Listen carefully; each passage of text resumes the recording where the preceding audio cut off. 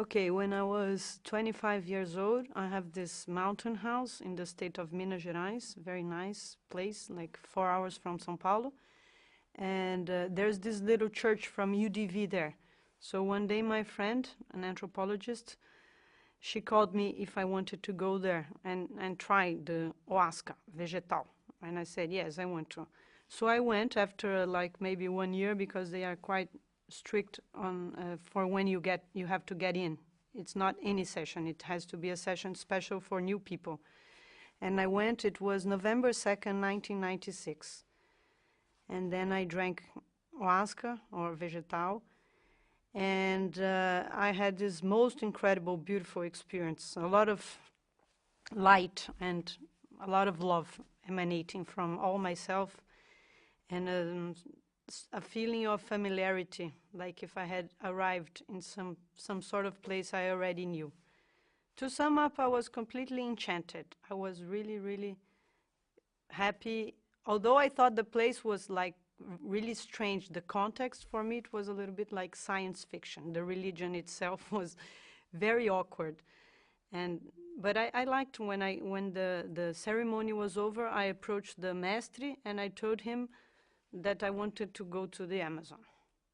And then he said, okay, you can join and you can stay here with us sometime, and then when you're ready, I'll tell you, we talk, and then you can go to the Amazon because it's the source, it's the orange. So I felt, I want to go directly where it is because I understood very quickly that this comes from over there, so I might as well go over there.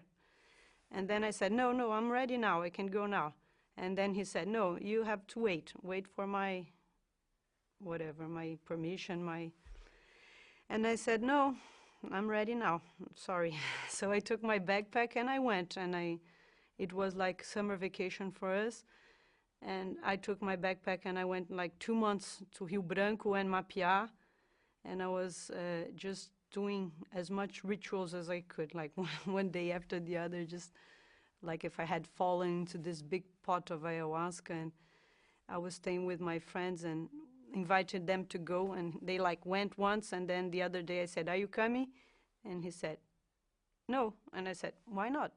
Because to me, then it seemed something that I had to do.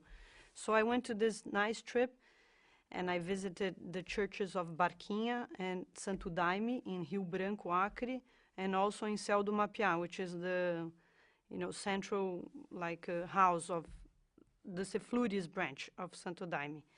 And I had really incredible, enchanted times. I was very naive and kind of pure. I knew nothing about the problems and the,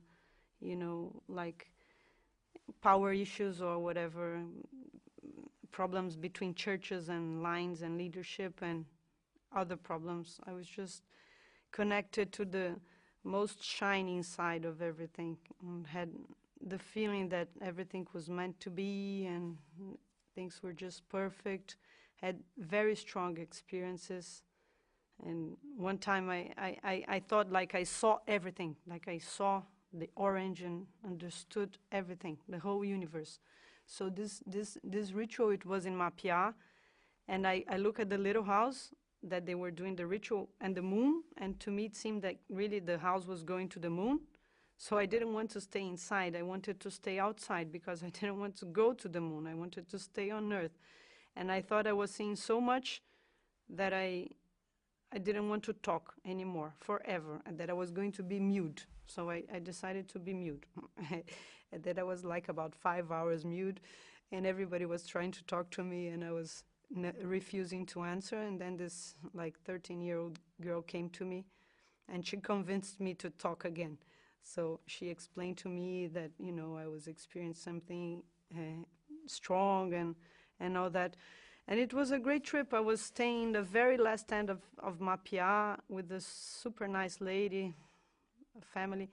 And then I had like one day in the ritual, I had some sort of inspiration, like some kind of mission, which I think it's very, very typical of the first times you drink ayahuasca, You get that messianic feeling that you have to spread the word of this brew to humankind, kind of a little salvationist And I had the mission that I should do a congress to let the world know about this marvelous, brew, enchanted, blessed, magical plant from the forest, from the Amazon, from the Indians.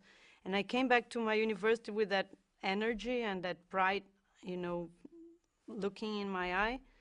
And when I returned, I convinced everybody in my university to do the meeting. And that was the anthropology department of Unicamp in 1997. And I also talked up to the people of the medical department of Unicamp, and they gave some support. So I organized this 2-day conference called Primeiro Cura, Primeiro Congresso sobre o Uso Ritual da Ayahuasca. First Congress on the ritual use of ayahuasca. Actually, it was not the first.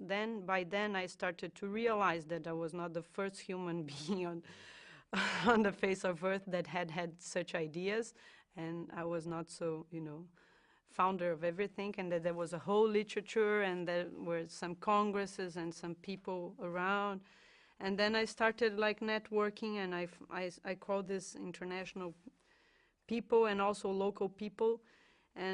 But it was a congress in like an important university and not like isolated in Acre, or more discreet little event inside a bigger event. It was one whole devoted congress to ayahuasca. So all the people that were involved came.